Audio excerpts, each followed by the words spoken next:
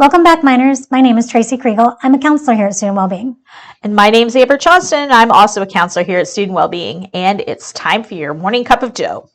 So, last fall we did an episode on the acute stress response and talked a little bit about fight or flight response. So, way back then, we promised we would talk about the chronic stress response, and today we are here to do just that. Woohoo! Woohoo! So, first of all, what's the difference between the chronic and acute stress? Well, chronic stress is ongoing stress that's constant over a long period of time.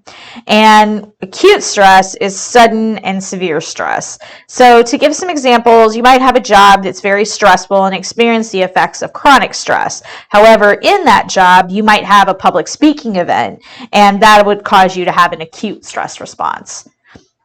Interesting. So if you look at the world these days, it seems like chronic stress is more of a badge of honor than something to be avoided, right? Absolutely. It's that hustle culture. And not only are we supposed to work a normal 40-hour week, technology has blurred the lines so that many of us are working off the clock and checking emails. We're taking work home for hours every week. On top of this, we're supposed to have a side, quote, quote, side hustle and be physically active and have Pinterest-worthy lives that we can document on social media to show everyone how good we are at juggling everything. Oh my gosh, I have so many friends that just totally are this example. Right. It becomes this almost badge of honor of how busy I am. And so you hear, if you just walk around like in a public space and just listen, you'll hear people almost bragging about how they're so busy and this, that and the other. And you even see it on places like TikTok and in social media, people bragging about all of the work they're doing and all the hours. I'm working 2 jobs and I'm working 100 hours a week and that kind of thing. Yeah, and that has to be so exhausting. Right. Yeah. So I guess the biggest thing that I see that's missing is rest. Yes. Yeah. But there's almost this with the culture of it, it seems like rest is almost looked on as being lazy. But we've talked about this before on this podcast, is that rest is vital. Like without rest, we can't function to our full capacity. So when people forego rest in order to be, in their mind, even more productive, what are they doing to their productiveness? Taking it down. Yes, they're decreasing it. They're becoming less productive, but they don't realize that. And all they're doing is stressing themselves out. Right. I think one of the things I stress for my students is just taking what's called a mindful moment. Right. And just allowing a moment to reset and recharge. And that's okay. And so that's part of our well-being, whether it's our physical well-being or it's our mental well-being. It's okay to stop, refocus, and just rest. Right. I call them self-care snacks. Yeah. And so I tell people, like, take a couple minutes, like at once an hour, stand up, stretch, walk around for a minute. Like, it doesn't have to be anything huge. It's just taking a second, resting your brain and hitting that reset button. Yeah. I see, when you're like in the midst of like major study session, just taking that quick little break, allowing your brain to do that 5-minute recharge, coming back, and it's easier to step back down and refocus in. So, right. And what we don't realize is that our brain processes during rest. Yeah. So when we don't give it a chance to rest, we can't solve problems as effectively, because you have these, when we're working on a problem, you'll have these like eureka moments when you're resting, when you're doing something else, because you're not even thinking about it and the subconscious is still working on that problem. Right. Exactly. Yeah. So let's start off by talking about the stages of chronic stress. So first of all, we have the alarm stage. And this is when we first experience the stressor. We're hyper aware of the stress and our fight or flight system's activated. So a good way to kind of talk about this, and I think we use this analogy in the acute stress response podcast, is the tiger in the room. So if I'm sitting in a room and there's a tiger in the room with me, then my stress stress response is going to be activated. I'm going to be nervous that the tiger is going to harm me. I'm going to feel the need to either run or fight the tiger. It's that acute stress response like we talked about before. And so the way that happens is our limbic system, when it becomes activated, it kind of starts sending out all these hormones to all the cells of our body, telling us and preparing us to run away or fight. So we have all these endorphins and adrenaline is pumping through us. Mm-hmm. And that's also where the central nervous system, that sympathetic nervous system, is activated. Yes. So, and I like to think about it as there's the sympathetic nervous system and there's the parasympathetic nervous system. Yes. And so that sympathetic nervous system, I put it as the gas pedal and the brake. Yes. And so at that moment when the tiger's in the room, the gas pedal just got activated, and it's like you're in the Ferrari and the Ferrari is doing 100 miles an hour on the highway. And so your sympathetic nervous system, that speed pedal, is on go. Right. And think about it, to go along with that analogy, that engine's revving at full speed. Mm-hmm. And that's a lot of energy. That's a lot of, how hard is that on your engine? Mm-hmm. Hard. Yeah. Right. To sit there and not be moving, but have that fully pressed down. Like, that's terrible for your engine. Yeah. Yeah. So finding how to get that sympathetic nervous system calmed down is going to be very important. So getting out of that acute phase. Yeah. So what if you don't? Yeah. What if that just keeps getting triggered because you just keep allowing stress to happen and you're not discharging it and finding ways to rest? Mm-hmm. So what if I just keep going and I'm going to white knuckle my way through it? Mm-hmm. Well, next we hit what's called the resistance phase. Mm-hmm. I'm getting used to the tiger being in the room. Mm-hmm. Okay.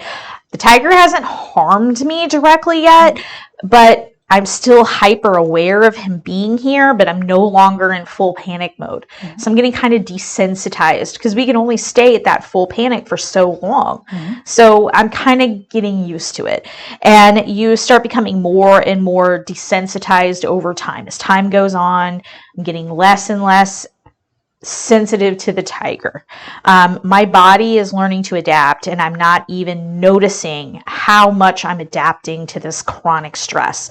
And my body's really hard, is really trying to return to that baseline through that parasympathetic nervous system, which is our sit down and rest system. Mm-hmm. Rest and digest mode. Rest and digest. Right. But both can end up activated at the same time, which is not good. Mm-hmm. So therefore, we're not fully engaged in rest, and we're not fully engaged in what we're doing at the same time. And it's kind of like sleepwalking. Mm-hmm. Yeah, when you get into this phase, it's very much like sleepwalking. Gotcha. And so as the stress continues, the limbic system continues to produce those fight or flight hormones, and your body and your mind are becoming exhausted. Your body is flooded with cortisol. You see your immune system starts getting affected. It's making you feel tired. You're starting to get increasing symptoms of burnout and depression. So you're going to notice a lot of people will gain weight at this point. I was just going to say, Amber, when you're flooded with cortisol, your need to want to eat and snack and not have good regulation of your nutrition also happens. And people wonder, why am I snacking? Why am I picking bad things to eat? Why does the chocolate always look so good? Right. Why is this happening to me? Why do those chips? Why did I just eat the entire bag of chips? Right, because we are trying to correct those hormone changes through our diet, which is not possible. Right. But let's look at, what does chocolate give us? Chocolate has oxytocin in it, so it gives us some of those, and we've talked about neurotransmitters before. Chocolate is a source of oxytocin. So yeah, we're going to crave chocolate because we want that hormone that helps us feel that good feeling, and it's potato chips, comfort foods, things like that. Those are going to have those neurotransmitter responses, maybe because of an association we have with them because of our childhood, maybe because of something they inherently have in them. Right. But typically it's that association with our childhood and those comfort feelings. So we're going to want sweet foods. We're going to want salty. We're going to want crunchy because there's just something therapeutic about crunching something like potato chips or pretzels. So yeah, those are the foods we eat. And what's going to happen is that cortisol is going to hold on to all of that extra energy, because what does extra energy do when we need to run away from the bad things?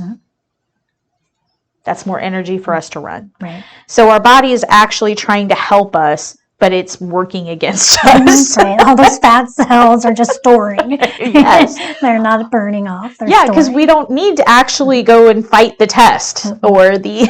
Right. Yeah. Yeah, absolutely. You So probably end up with a paper cut. exactly. So phase three is your exhaustion and burnout phase. So we've been through the alarm phase, and then we went to the resistance phase, and now we hit the burnout phase. And this is, I don't care anymore. I no longer have the energy to care anymore. So this is the point of complete mental, physical exhaustion. You are pessimistic often. You start having symptoms of depression. You start isolating. You start having difficulty with concentrating, difficulty with making decisions. And at this point, the body's energy reserves are just completely depleted. So have you ever seen somebody, Tracy, that's in burnout mode? I have. I worked in the hospital for 13 and a half years. And, Oh, yeah. working in the medical industry, it's a high-paced, high demand, and there's just this, it wasn't a 40-hour week. So, when you came to the hospital, especially in the emergency room, working with EMTs, in an EMT situation, they work 24 hours a day. So sometimes they're on for 3 days, they're off for 4 days, or they're on for 4 days, and they work 24 hours a day. And I remember working in the ER with some of my EMTs, and it's like, they would be so exhausted, and, they're on the calls, so they would be responding to calls. And so I remember talking to a few of them, and it was just like exhausted, and some of them were on the edge of burnout because, they're first responders. They're coming to accidents. They're coming to some pretty difficult situations. So I remember some of them, they're just high demand jobs, very stressful jobs. And I always give kudos to all of our, first responders, because they work very high stressful jobs. They work high demand jobs, and there's not enough EMTs, especially when we went through COVID, because there were so many calls, as a first responder. And so they don't have the luxury of going home at the end of the 8-hour workday, because they're on 24-hour days. Their shifts are 24 hours. So they have to do, much greater levels of self-care.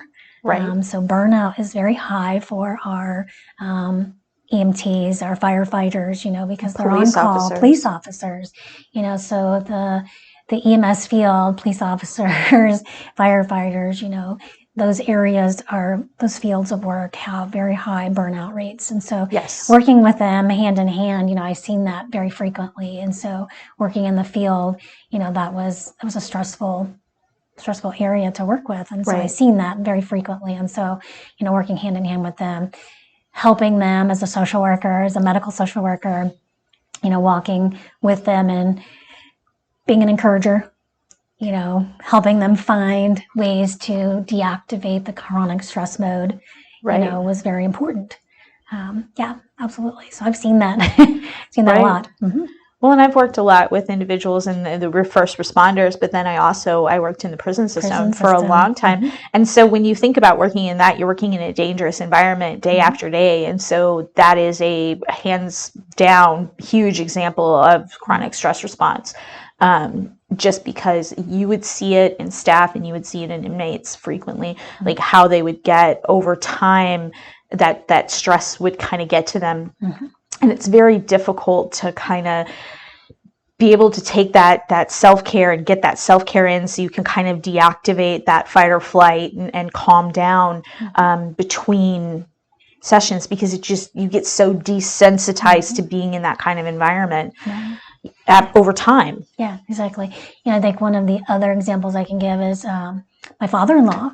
he worked for Chrysler, and he was an engineer on the automotive line. And so he would travel the United States working on the lines to keep the car lines up and going. So when a line would go down, he would be the foreman that they would call if a car line would go down, he would be the one that they would call to come in and fix them to keep the line up and going. And he was responsible for so many different things.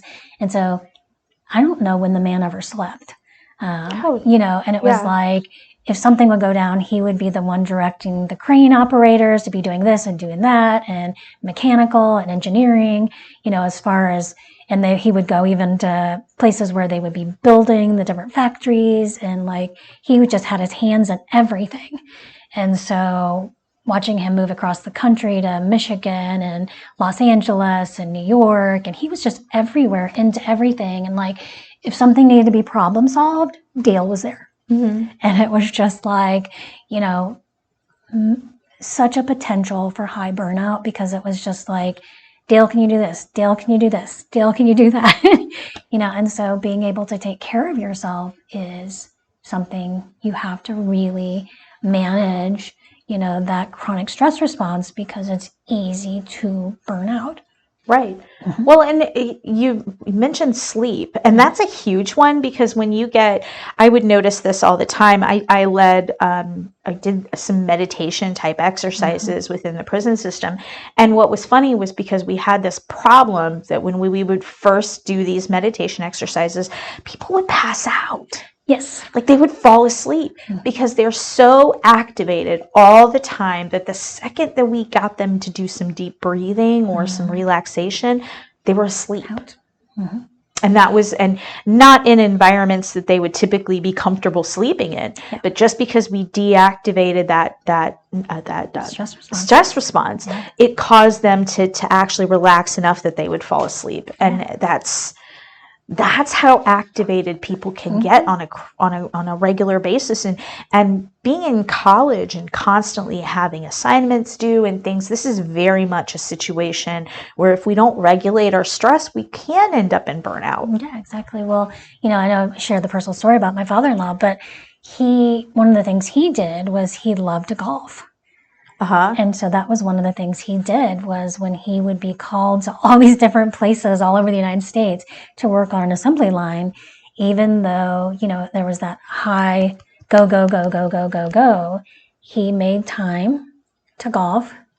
He made time to find time within each one of his days to de-stress, decompensate, because Chrysler expect, his days weren't an 8-hour day. It wasn't a 12-hour day. There were days that it was a 16-hour day. Right. Just like our paramedics, it's a 24-hour day. You have to find some way to deactivate that, demand that you got to be here. Like you said, that hustle culture that you got to go, go, go, go, go. You got to find that way to deactivate. And I think that applies to our college students, because, you have so many classes that you have to go to. You got so many, if you're involved in organizations, you've got this organization responsibility, you've got tests, you've got projects, internships, how do you balance that? Because, your first year, you might go, oh, this is great. I see I have, you look at your high school and you go, oh, I was in school for 8 hours a day. And I only have 5 classes. I'm only in school for, I only have class for 2 hours on Tuesdays. Yeah. And so then I have all this time. And then by the time you make it to your 3rd year and your 4th year, you're in your graduate studies and you're like, I'm sinking. Right. Yeah. Or I just can't find the motivation to get things done. And I just find that I don't care anymore. Like, and think about how many people that are like that. They just get to a point where they don't have the energy to care. Yeah. And that's hard. Yeah. So let's talk about the long-term effects and what this process does to the body. Because we've talked about what it does to the mind. Right. Let's talk about the physical effects on our body. Right. Because those aren't good either. No, exactly. So in the short term, we get an increased heart rate, increased blood pressure. Our breathing becomes deeper, and we start having difficulties in concentrating. We're kind of preparing to run, we're preparing to fight, and our brain wants us to be focused, because if we're fighting, do we have the ability to think about complex math problems or like deeper issues? No, we don't want to think. That's not something that's good for a fight. We want to just be able to react. And so it shuts down that part of our brain. So we start having difficulties in concentrating and thinking clearly. Our working memory, or as I like to call it, RAM.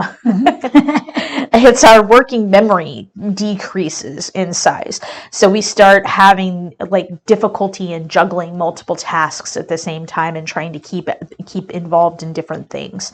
Our ability to use complex reasoning is decreased. And that's what we need right before a big test, isn't it? Like just starting to lose that that ability for complex reasoning. And we have increased short-term memory for the simple tasks. So we'll be able to focus on those simple, basic things, but we're going to have less ability to remember like the things we need to recall, the bigger things. Right. So in short, our brain is very efficiently preparing us for a physical fight. And by putting our heart and our lungs and our muscles on standby and streamlining our thinking to think rapidly and act with very little thought. And so you don't have time for complex reasoning when there's a big tiger to fight. And that doesn't help us with the goals that we have for, let's say, our classes and our homework, does it? Like, it's kind of counter to that. Right, exactly. So it sounds like you wrap that into the short term, but so our long-term stress consequences, so we know that it can cause heart problems due to the chronic rapid heart rate and high blood pressure, which increases our chances of a heart attack or stroke, because our sympathetic nervous system or our parasympathetic nervous system have been activated at the same time for a long time. Our nervous system is exhausted. High cholesterol levels due to hormones produced due to chronic stress can cause weight gain, digestive issues like nausea or bowel issues, we definitely won't want those, causes depression, can cause headaches, can even turn into chronic migraines, causes anxiety, which can also lead to panic attacks, can cause your immune system to not be as effective so that you're getting sick all the time, which leads to missing work frequently or chronic missing of work. You're just feeling like crud all the time. Yeah, that feeling of sickness all the time. Yeah. Muscles feeling tense and sore, like in a constant state of tension, mostly like I have this constant neck pain or jaw pain or back pain. Right. Causing our reproductive systems to be ineffective. So our sex drive can decrease. Men can suffer from ED, and women can have irregular menstrual cycles. Our relationships can even start to become affected. And eventually we approach burnout and our job performance can suffer. Right. So stress happens. How do we stop all of this from happening? Well, first we got to take breaks often. So those self-care snacks like I was talking about, or the mindful minutes like Tracy was talking about, is just taking those minutes throughout the day to just stop and have a reset multiple times a day. This isn't I'm gonna schedule this one time a day and then call it good, because how tempting is it to knock that off our schedule? We want to make an effort to kind of put it in and work it in our day multiple times. Do the things you love and that make you feel good about yourself. So if it makes you feel good to paint your nails, paint your nails. If it makes you feel good to wear the shoes, then wear the shoes. Do what makes you feel good about yourself.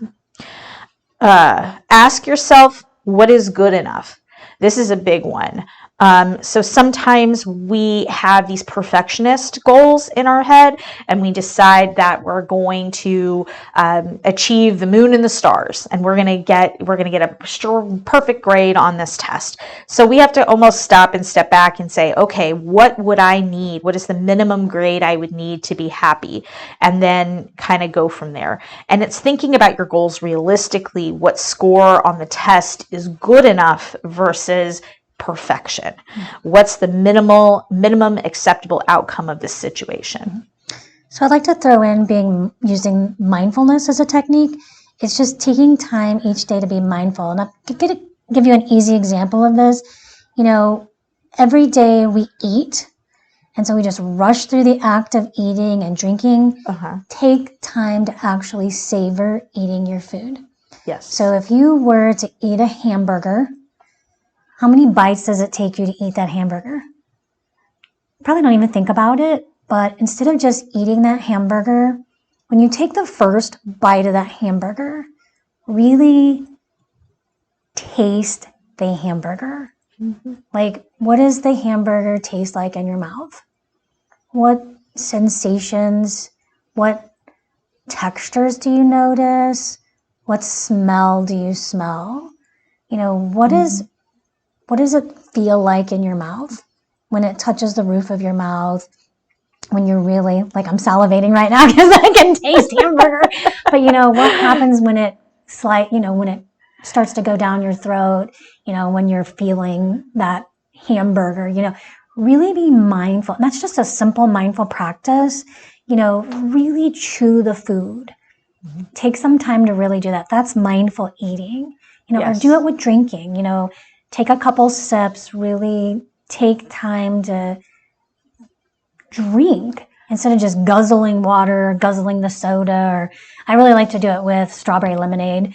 It's just savoring the taste of the strawberry, really smelling what you're drinking. Yes. So being mindful, it's a mindful activity, but really engaging. So if you're doing it on a walk, smelling things, seeing things, hearing things, tasting things. Don't really go out and taste the bark of a tree or anything, but don't do that. What are you tasting? So just use all your senses to be mindful. So it's a mindful practice. So.